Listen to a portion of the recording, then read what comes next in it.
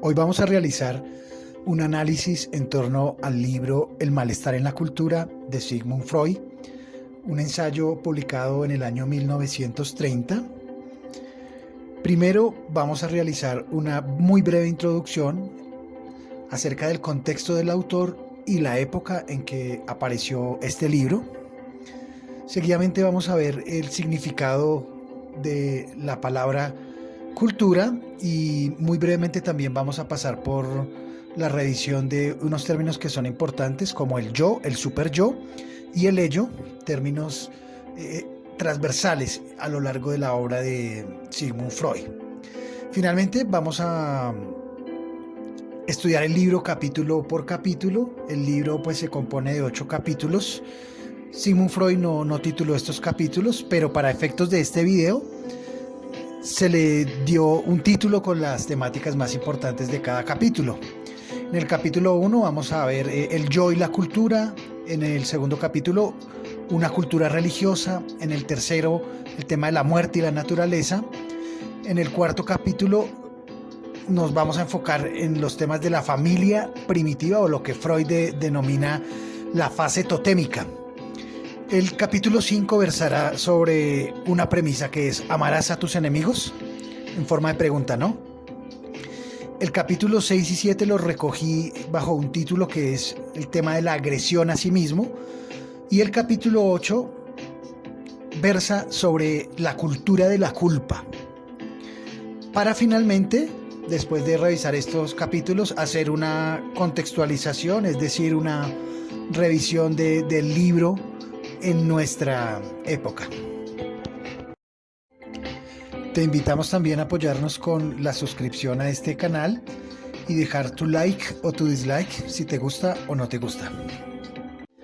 Bien, entonces vamos a entrar a contextualizar libro y autor. El malestar en la cultura es uno de los libros más importantes del siglo XX, lógicamente.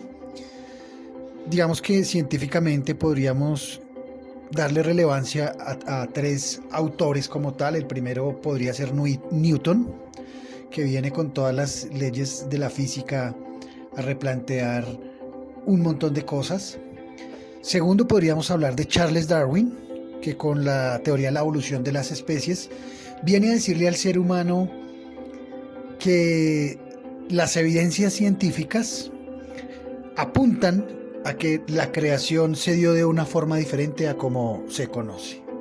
Entonces vienen todos los registros arqueológicos y el hallazgo de dinosaurios y otras especies que dan pie a pensar que la cuestión es más evolutiva.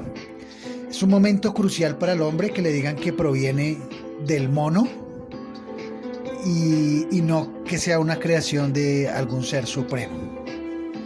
Asimismo, el libro El malestar en la cultura viene a decirle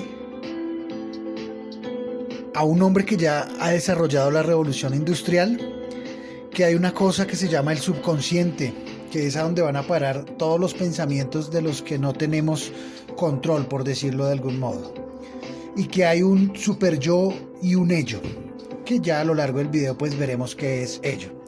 Este señor es Sigmund Freud y realiza pues una revolución muy importante a nivel científico.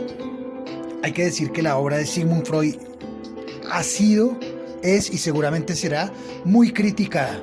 Muy criticada. Es un autor que tiene muchos contradictores.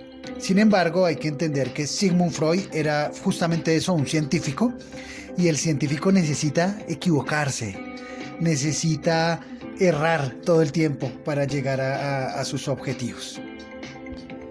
Ahora bien, si nos preguntamos entonces ¿qué es el libro del malestar en la cultura? Podríamos ejemplificarlo de la siguiente manera. Imaginemos que está Sigmund Freud en su consultorio clínico y que un día llega un paciente muy especial, que es la humanidad. Entonces, en este libro se hace un psicoanálisis de la cultura y Sigmund Freud entra entonces a mirar el subconsciente, el consciente, el yo, el super yo y el ello de ese paciente tan especial que es la cultura.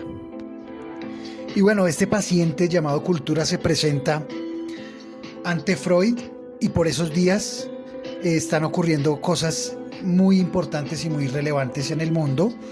Está muy reciente la crisis del 29, la crisis económica, y digamos que en todo el análisis que venía haciendo Freud sobre las masas, ya está planteándose lo que podría ocurrir y empieza como Freud a ver que podría venir una segunda guerra mundial.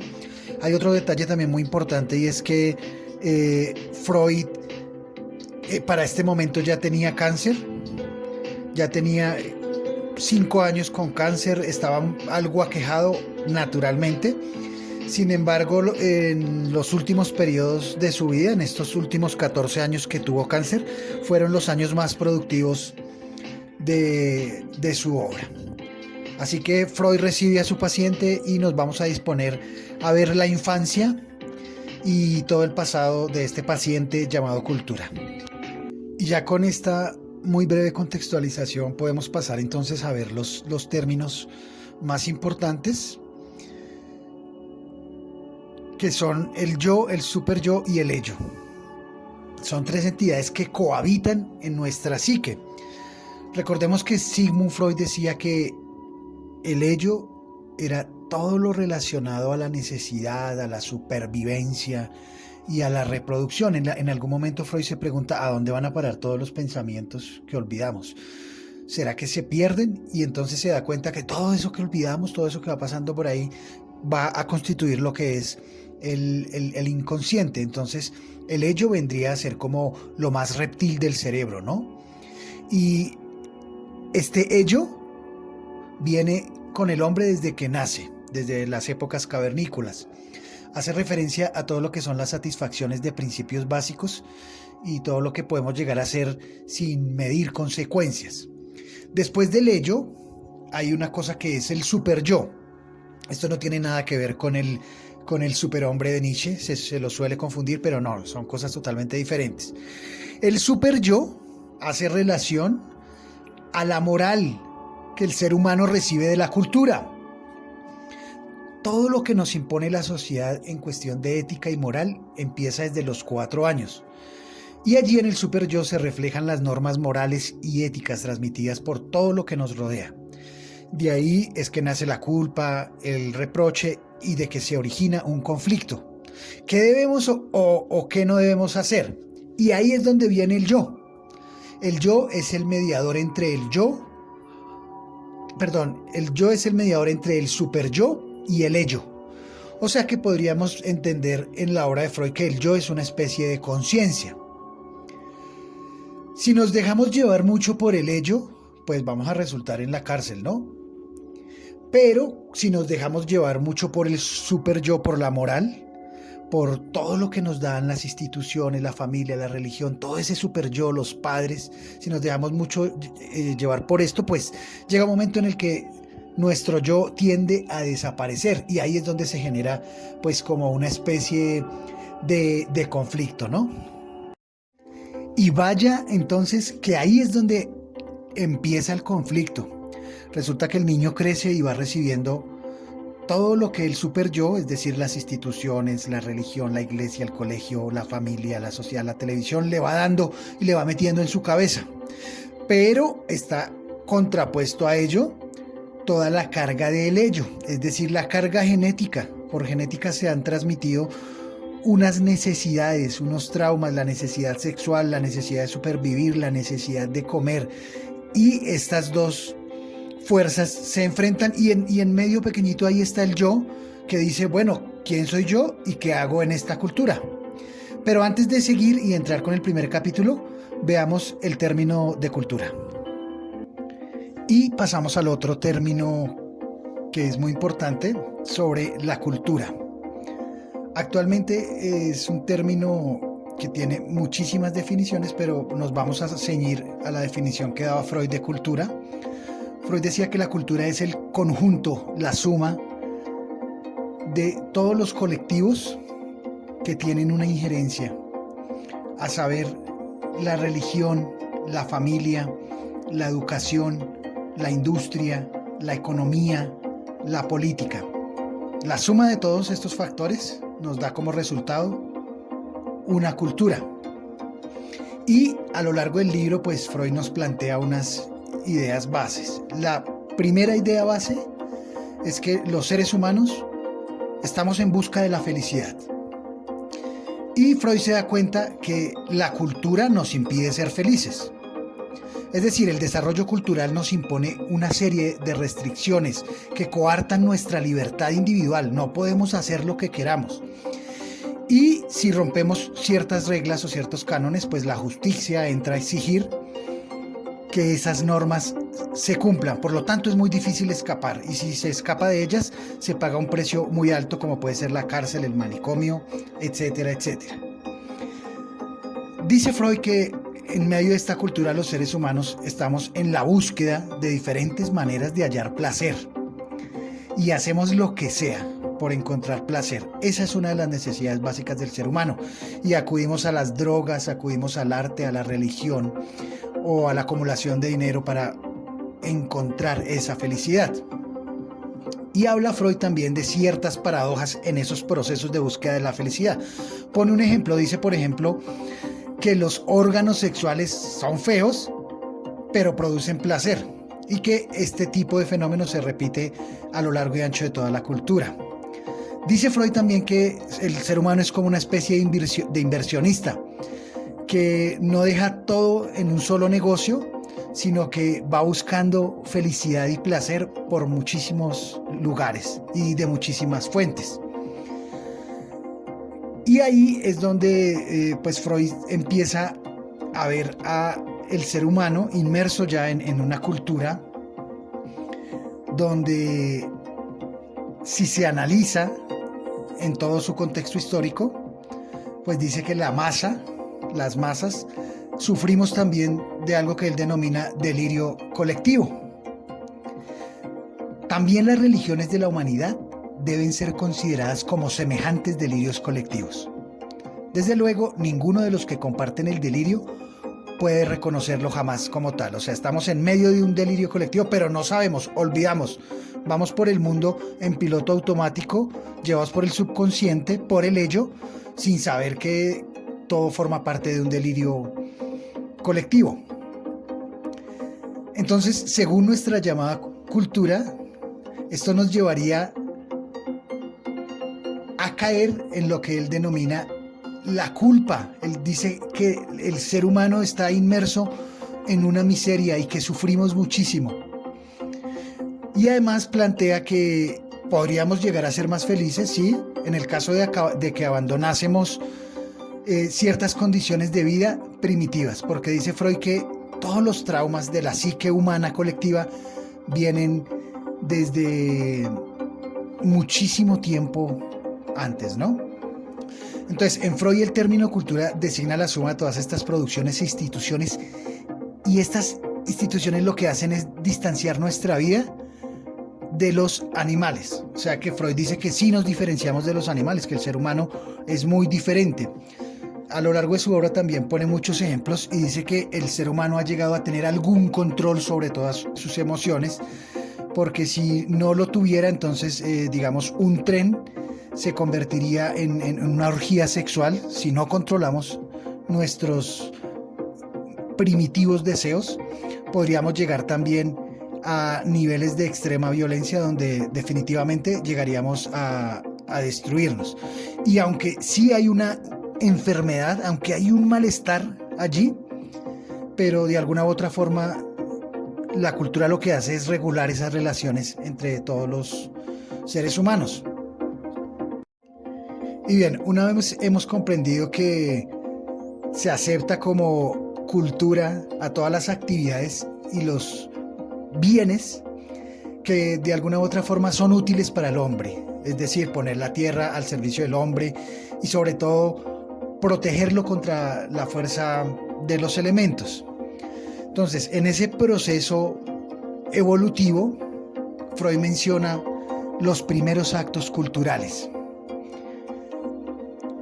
El primero sería la dominación del fuego otro podría ser el empleo de las herramientas, un tercero podría ser la construcción de la vivienda y otro muy importante también es el factor Dios.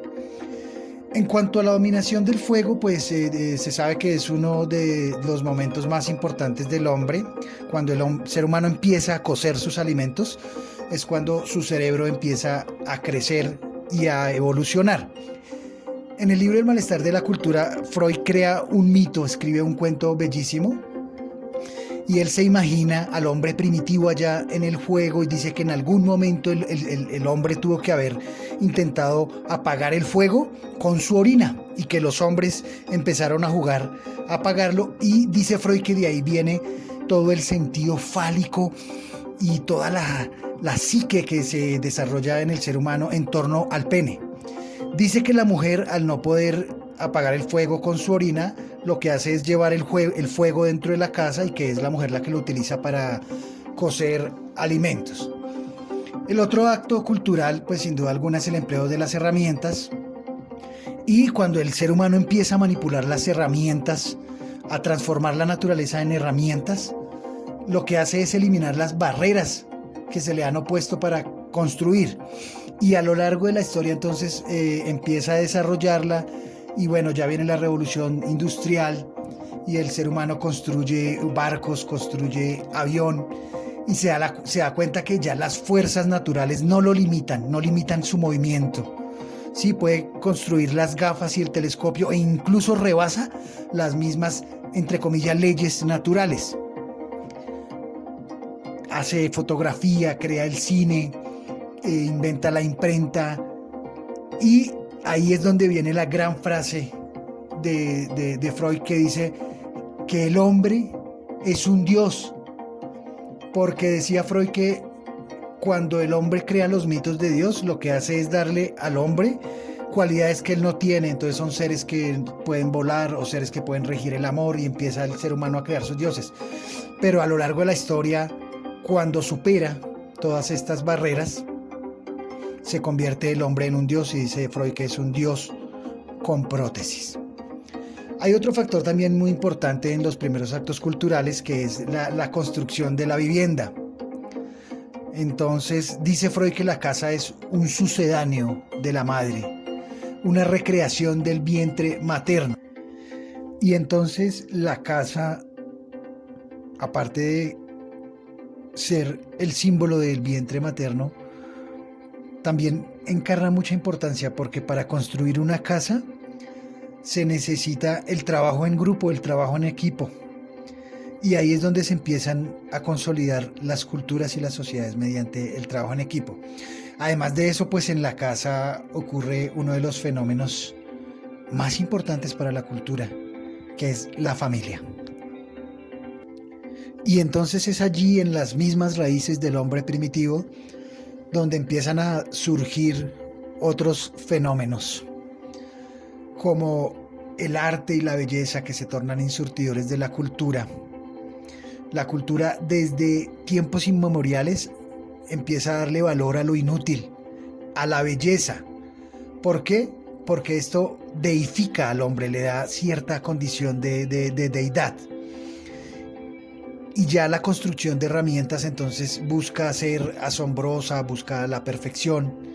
Y es la misma cultura la que pide que la belleza esté presente en lo que se crea, no que se hagan unas casas solamente que nos protejan del frío, sino que también hay cierto ímpetu al momento de construir unas construcciones con mayor tecnología. Y eso es lo que ha hecho el hombre a lo largo de toda la historia: mejorar las herramientas primitivas.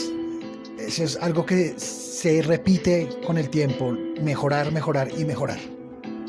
Y así entonces ya podemos entrar en materia en el libro El malestar de la cultura. Empecemos por el título.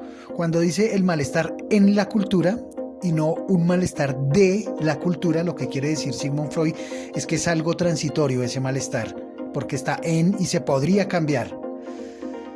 El capítulo 1, que para efectos de este video denominamos el yo y la cultura, es un capítulo que plantea unas preguntas muy importantes, y entonces Freud entra a analizar todas las características de nuestra cultura y dice, ¿será que en medio de todo esto que existe, el Estado, la guerra, la religión, la industria, las jerarquías sociales, ¿será que se puede ser feliz?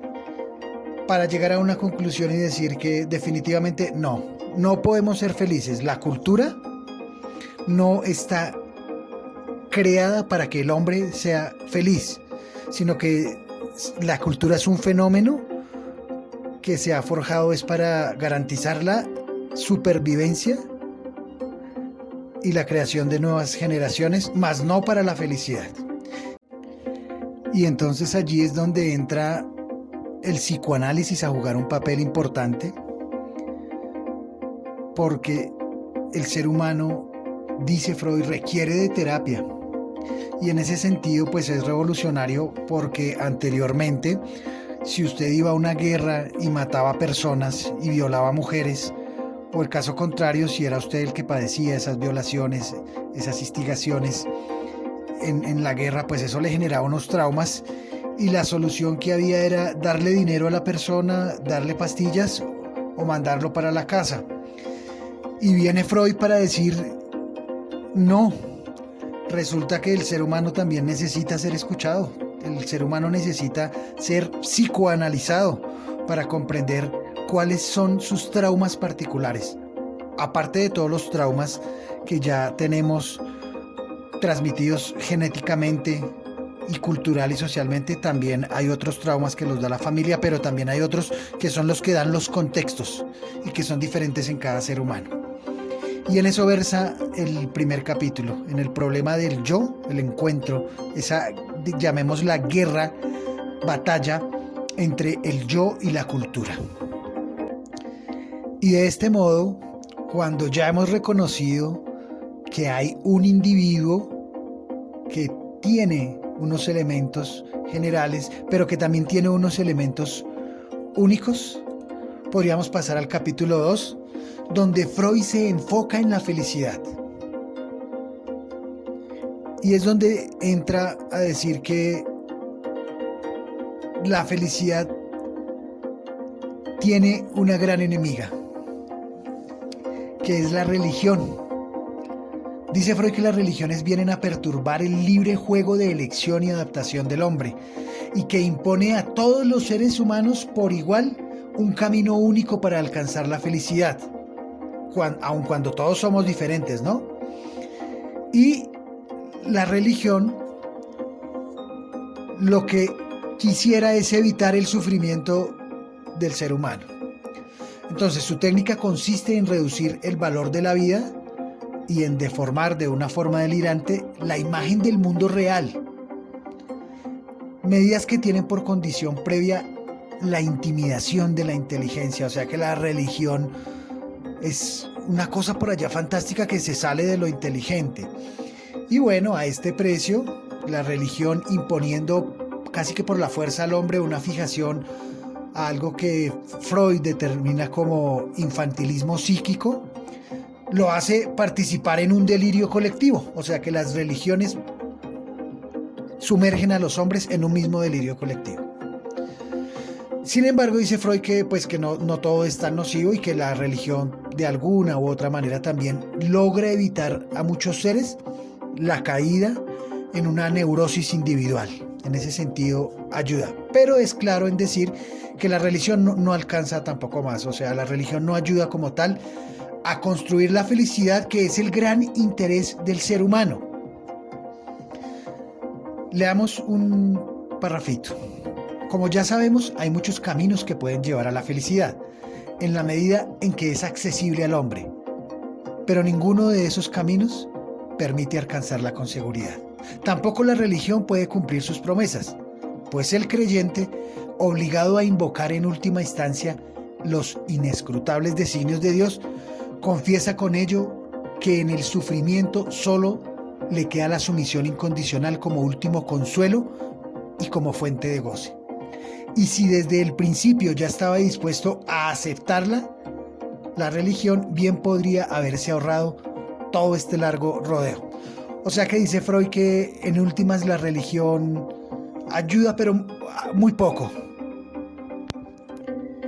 Y hablando de religiones, y antes de pasar al tercer capítulo, sería pertinente recordar que Freud era judío. Su familia no era tan fanática religiosamente hablando, y pues el joven Freud a sus 20 años ya había descartado todas las teorías religiosas como una verdad. De hecho, pues esto es lo que lo motiva a buscar en la ciencia y en la investigación otras posibles respuestas. Y bueno, sería pertinente también en este momento, a propósito del tema de la religión, recordar que a Sigmund Freud le quemaron todos sus libros en Berlín, Alemania, cuando se generó la persecución a los judíos, pues por ser judío, pero también por las ideas que él promulgaba. Le quemaron los libros. Sin embargo, Freud dice: estamos evolucionando, en otra época me hubieran quemado a mí, hoy solamente queman mis libros. Ahora sí, pasamos entonces al siguiente capítulo. Y entonces hagamos el tránsito entre el capítulo 3 y 4 del libro El malestar en la cultura, recordando que Freud sí hizo unas críticas transversales, directas, a la religión, a la ciencia misma, a la política,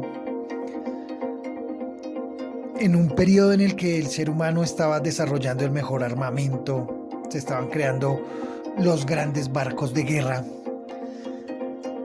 y la evolución estaba llegando a unas cimas muy importantes, pero Freud viene a decirle al ser humano: no obstante todo ello, cuidado, el ser humano no tiene control total de su pensamiento. Y entonces todo el mundo se pregunta: ¿pero cómo así? Y ahí es donde Freud entra a desarrollar su teoría del psicoanálisis y a decir que tenemos unos traumas que se nos han gestado en todos los procesos evolutivos y que somos agresivos por naturaleza y que hay que tener cuidado con todas estas agresiones porque nos podrían conducir a unos límites que luego podríamos lamentar. Es decir, él predice todo lo que va a ocurrir en la Segunda Guerra Mundial. Señala entonces 3 fuentes del sufrimiento humano. Dice que hay una supremacía de la naturaleza y que hay otra cosa que es la muerte. Y que esas dos cosas no las hemos podido cambiar y que probablemente no las vamos a poder cambiar. Somos de la naturaleza y no viceversa, y nos vamos a morir. Eso ya es una fatalidad, no se puede cambiar. Además dice que hay otra fuente del sufrimiento humano y que es la insuficiencia de nuestros métodos para regular las relaciones humanas en la familia, en el Estado, en la sociedad y en la religión. Y dice que este tercer motivo de sufrimiento, este sí lo podemos cambiar. No podemos cambiar muchas cosas de la naturaleza, ni podemos evitar la muerte, pero sí podemos cambiar nuestras interacciones, se refiere. Y dice Freud que aún con todos los avances que pueda tener el hombre, jamás va a llegar a tener un control total de nuestra naturaleza, del ambiente, del entorno, de la creación. El organismo, nosotros, el sujeto que forma parte de esa creación, de esa naturaleza, siempre será perecedero y limitado en su capacidad de adaptación y de rendimiento. O sea, pues por un lado nos dice que no podemos llegar a acabar con el subconsciente, con el ello totalmente, pero sí que le podemos ganar espacio. Y ahí nos da una luz. Podemos superar al menos algunos pesares, algunos sufrimientos, aunque no todos. Esos otros podemos también, al menos si no los podemos vencer, los podemos mitigar, los podemos contrarrestar.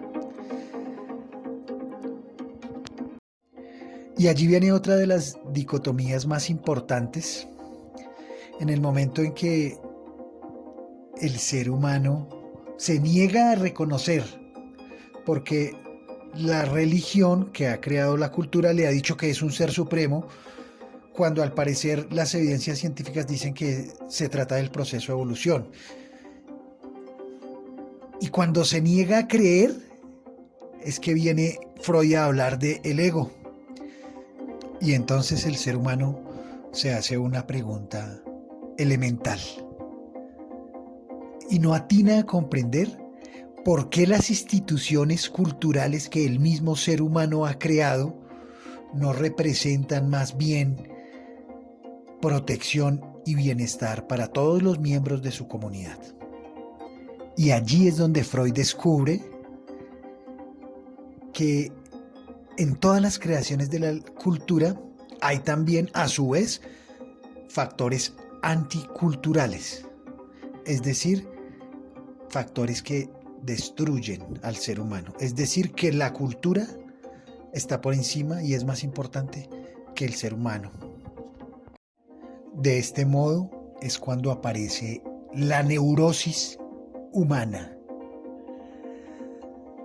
Dice Freud, se comprobó así que el ser humano cae en la neurosis porque no logra soportar el grado de frustración que le impone la sociedad en aras de sus ideales de cultura, deduciéndose de ello que sería posible reconquistar todas las perspectivas de ser feliz, eliminando o atenuando en grado sumo estas exigencias culturales. Es decir, que el hombre tiene que cumplir ciertas normas para poder ser acogido por la cultura, quiéralo o no.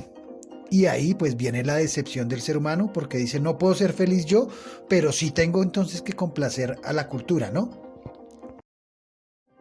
Y el dilema entonces se hace mucho más profundo, porque el ser humano dice, pero mire todo lo que hemos construido mediante la cultura, toda la tecnología que hemos desarrollado, todos los avances que se han gestado en todos los niveles, a nivel del arte, a nivel de historia, a nivel de economía, mire la creación de los estados, y entonces ¿por qué no podemos ser felices?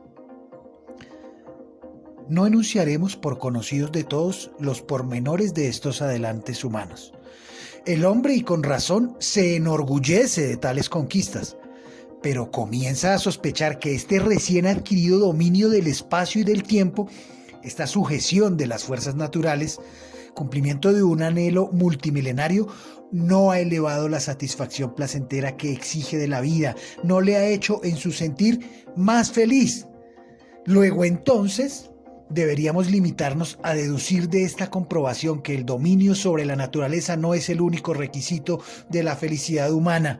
Y acá es donde entra Freud a decir que para ser feliz se requiere de muchas cosas. No es solamente necesario tener dominio sobre las herramientas y no es solamente necesario tener un dominio sobre la naturaleza, porque la felicidad exige muchas otras cosas. Entonces el hombre se da cuenta que todos los progresos tecnológicos y técnicos, a fin de cuentas, le son inútiles para la economía de su felicidad. No basta la tecnología, ni el aumento de la expectativa de vida, ni todos los avances de la ciencia. Hace falta algo más. Citemos un fragmento del mismo libro. ¿De qué nos sirve reducir la mortalidad infantil si precisamente esto nos obliga a adoptar máxima prudencia en la procreación? De modo que, a fin de cuentas, tampoco hoy criamos más niños que en la época previa a la hegemonía de la higiene, y en cambio hemos subordinado, a penosas condiciones, nuestra vida sexual en el matrimonio, obrando quizá en sentido opuesto a la benéfica selección natural. ¿De qué nos sirve por fin una larga vida si es una vida tan miserable, tan pobre en alegrías y rica en sufrimientos? Unos dolores que solo podemos saludar a la muerte como feliz liberación. Y aparte de que somos buscadores fracasados de la felicidad, nos encontramos frente a todo tipo de especulaciones filosóficas y finalmente todo aquello que podríamos calificar de construcciones ideales del hombre. Es decir, nos rondan, nos poseen y nos exigen la idea de una posible perfección del individuo, de que se puede llegar a construir una nación perfecta o que la humanidad entera llegue a alcanzar alguna vez la perfección, así como todas las pretensiones que se establecen basándose en estas ideas, cosas que se salen de la realidad. La realidad es diferente, y en ello muchos novelistas nos han repetido lo mismo. Cuán difícil es ser feliz en medio de las sociedades que construimos. Y así la cosa se agrava mucho más, porque aparece el sujeto a percibir todos estos fenómenos, el Homo sapiens sapiens, hombre que sabe que piensa, y se pregunta sobre todos estos fenómenos sociales y dice, bueno, ¿y cuál es mi papel en medio de esta cultura? ¿Qué puedo hacer yo como individuo? Y acá Freud se da cuenta de algo muy importante y dice que todas las pretensiones individuales son menos importantes porque hay una pretensión cultural en la cual prima la reivindicación colectiva. A la cultura lo que le interesa es el colectivo, más no el individuo. Y claro, pues este es uno de los problemas del destino humano, porque el hombre se la juega buscando sus equilibrios en medio de una cultura loca y enferma. Y allí podríamos citar a Krishnamurti cuando nos dice: no es saludable estar adaptado a una cultura enferma. ¿Y qué hacer entonces? Y lo que hace Freud es entrar a indagar la familia primitiva, o lo que se denomina la fase totémica, para preguntarse si es que el hombre es bélico por naturaleza, para preguntarse por qué el ser humano es tan agresivo, llegando a la conclusión de que sí somos agresivos genéticamente, porque en algún punto de la historia tuvimos que defendernos de muchísimas fieras y tuvimos que desarrollar la violencia como elemento básico para poder sobrevivir. Cita en el libro 2 ejemplos y dice que hay elementos del ser humano que llevan a la evolución y otros que llevan a la involución. Digamos, 2 ejemplos de la involución serían los dientes, que ya no los usamos tanto como en otra época se usaron para subsistir, no solamente para atacar otras especies, sino para construir las mismas herramientas. Y otro ejemplo de ello sería pues el pelo, el pelaje, ¿no? El ser humano cada vez quiere menos con el pelo. En la actualidad ya existe tecnología para librarnos de el vello, y dice Freud que esto forma también parte del ego. Hemos desarrollado un sinnúmero de herramientas y queremos diferenciarnos de los animales, entonces no queremos pelo y hacemos todo lo posible por parecernos menos al mono, a ese mono que es violento por naturaleza y que ha llegado hasta el punto de poner una bomba atómica. Y allí está la ciencia, el psicoanálisis, para comprender por qué hoy somos tan violentos y tan agresivos. Es necesario revisar nuestro pasado. Pues bien, el hombre primitivo, después de haber descubierto que estaba literalmente en sus manos mejorar su destino en la tierra por medio del trabajo, ya no pudo considerar con indiferencia el hecho de que el prójimo trabajara con él o contra él. Es de suponerse que la constitución de la familia estuvo vinculada a cierta evolución sufrida por la necesidad de satisfacción genital. Y acá viene un aspecto muy importante. Este ser que ha tenido que desarrollar esa agresión para subsistir, este ser tan violento, incluso capaz de crear herramientas para tener dominio sobre otras especies y hoy en día llegar a constituir ejércitos, este ser en algún momento tuvo que crear la familia. Dice Freud que el ser humano creó la familia con una finalidad, con un objetivo principal, que era el objeto sexual. El hombre, al macho, le interesaba tener una seguridad en el aspecto sexual y le interesa tener la familia. Y dice que la hembra pues tiene una filiación mucho más grande con su descendencia, con sus hijos, y que pues también desde ese sitio hace su aporte a la familia y pues se interesa regularmente por el macho más fuerte. De cómo se da este camino de la familia primitiva y de todos los detalles en más profundidad es algo que se puede consultar en un libro del mismo autor de Sigmund Freud, el cual recomiendo, que sería Tótem y Tabú.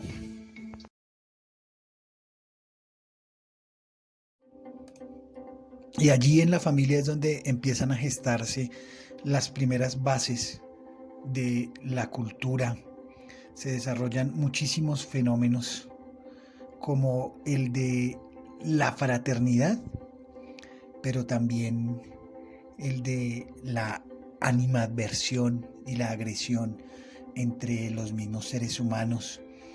Incluso se puede llegar a pelear por el objeto sexual, por la mujer, y empieza a conformarse la propiedad privada también. De esta manera, el eros y el ananké, el amor y la necesidad, se convierten en los padres de la cultura humana, cuyo primer resultado fue el de facilitar la vida en común a un mayor número de seres. Cuando indicamos la experiencia de que el amor sexual, el amor genital, procura al hombre las más intensas vivencias placenteras, estableciendo en suma el prototipo de toda felicidad, dijimos que aquella debía haberle inducido a seguir buscando en el terreno de las relaciones sexuales todas las satisfacciones que permite la vida, de manera que el erotismo genital vendría a ocupar el centro de su existencia. Y hay también allí, en este tema sexual, un apego que empieza a configurarse en el subconsciente humano, y ese apego también genera un miedo, el miedo a perder a su familia, y así el ser humano queda expuesto a experimentar los mayores sufrimientos cuando este objeto sexual lo desprecie o cuando se lo arrebate la infidelidad, otro miembro de la cultura, o incluso la muerte. Y allí, cuando nace la conciencia ante el fenómeno de la muerte, aparece la religión. Viene para decir que es mejor volcar el amor al todo que a un objeto determinado. Y la religión entra a reprimir al ser humano. Un ejemplo que cita Freud es el de San Francisco de Asís, donde nos habla y nos propone el amor hacia el todo, hacia la creación, hacia todo lo que existe en el mundo, amarlo todo. Pero Freud dice que esto plantea dos problemas. Uno sería el menosprecio por lo no amado, cuando yo renuncio al amor conyugal de pareja. Y otro, que pues todos los seres no pueden y no merecen ser amados. Y bueno, Freud define el amor en dos tipos. Uno es el amor genital, ese amor genético y fraternal, que se da allí en la familia, donde amamos a todos los miembros de nuestra familia, y este amor fraternal no tiene un carácter exclusivo. Sin embargo, este tipo de amor, que es el que propone la religión, que lo amemos a todo y a todos, más bien le da prelaciones a los intereses de la cultura, y por ello allí también hay un divorcio con la religión. Freud dice que el ser humano ha creado unas religiones, pero ni siquiera llegamos a cumplir los preceptos de religiones, y se debe es básicamente a eso, a que la religión reprime nuestros instintos naturales. Una de las principales finalidades de la cultura, de hecho, persigue la aglutinación de los hombres en comunidad. Y allí, dentro de estas comunidades, sigue habiendo una pugna, porque la familia quiere acrecentar el amor, pero la cultura no. Y este también es un un instinto que la cultura nos reprime. ¿A quién no le gustaría estar todo el tiempo con la familia, compartiendo en amor? Sin embargo, vienen ya los estados, viene la cultura a sacarnos de la familia y a decir, no señor, usted tiene que combatir contra otras culturas que nos están amenazando. No señor, usted tiene que trabajar y tiene que producir, tiene que ayudar a construir lo que nuestra cultura necesita. Dice Freud que hay un momento crucial para el ser humano y es la adolescencia, que es ese momento en el que el hombre y la mujer intentan desprenderse de su cultura y de la familia misma. Por eso la adolescencia es un punto clave allí. También dice Freud que la mujer encarna los intereses de la familia y también la sexualidad. La mujer se dedica entonces mucho al hogar y allí se desarrollan muchas tecnologías, mientras que el hombre sale a la batalla y sale a conseguir alimentos y a crear herramientas de todo tipo, incluidas las herramientas bélicas. Toda la energía humana por sí misma no da para la sexualidad, reflexiona Freud. Qué bueno sería que nos quedáramos en familia dedicados al sexo y al amor, pero desafortunadamente también la biología le impide al hombre eso. Y el hombre entonces dedica gran parte de su energía a la construcción de herramientas, de casas y de sociedad, la construcción de sociedad. En ese ejercicio relega a la mujer y lo hace también por una necesidad económica. No se puede quedar todo el tiempo en condiciones de romanticismo con la mujer. El hombre tiene que salir a conseguir el alimento. Además, cuando aparece la familia, pues viene una fase cultural del totemismo, donde empiezan a llegar las prohibiciones de tipo sexual. La cultura de la familia prohíbe, por ejemplo, el incesto, prohíbe, por ejemplo, la homosexualidad. Freud dice que el ser humano tiene que satisfacer su necesidad sexual a como dé lugar, pero no lo puede lograr porque la familia se lo prohíbe. Y también entra, pues, obviamente la religión a tener autoridad sobre las imposiciones que se hacen sobre una cultura. Freud dice exactamente así: la elección de objeto queda restringida en el individuo sexualmente maduro al sexo contrario, y la mayor parte de las satisfacciones extragenitales son prohibidas como perversiones, o sea, la familia configura la heterosexualidad únicamente. La imposición de una vida sexual idéntica para todos, implícita en estas prohibiciones, pasa por alto las discrepancias que presenta la constitución sexual innata o adquirida de los hombres, privando a muchos de ellos de todo goce sexual y convirtiéndose así en fuente de una grave injusticia. Y aún al amor heterosexual se le aplican restricciones, como la monogamia. Esto lo hace la familia. La sexualidad es un instrumento de reproducción humana que hasta ahora no ha podido ser sustituido. O sea, es muy importante la sexualidad porque es la única forma en que el hombre se puede reproducir, aunque hoy en día pues ya contamos con avances genéticos y con la clonación, pero igual va a ser necesario el vientre y todavía pues no se ha implementado oficialmente. Hay algo también muy importante cuando se está refiriendo a la sexualidad, y es que Freud dice que en toda cultura, en toda sociedad, en toda civilización, por primitiva que sea, siempre sale la figura de un grupo dominante. Este grupo por lo general pasa por encima de estas normas y, sin embargo, le exige a la masa que las cumpla. Ejemplo de ello podría ser la iglesia cristiana, que nos hablan de la castidad, y ellos son, pues, digamos, los que más se ven recurrentemente inmiscuidos en pleitos de violación, tanto a mujeres como a niños. Sin embargo, dice Freud que este grupo dominante en suma también acepta esos cánones culturales, aunque use ciertas máscaras, pero lo que quiere dar a entender es que como ellos se comportan, así debería ser. Y sucede también a nivel, digamos, económico y político, donde esas castas dominantes lo que hacen es crear unos grupos fuertes que imponen sus modas y sus leyes ante la de más masa, y la de más masa pues tiene que seguir estos preceptos. Y aclara Freud que estos grupos dominantes siempre se preparan muy bien y prevén cualquier posibilidad de rebeldía. Por lo general en estos casos siempre se dan unos pequeños grupos que al final resultan exterminados por las buenas o por las malas.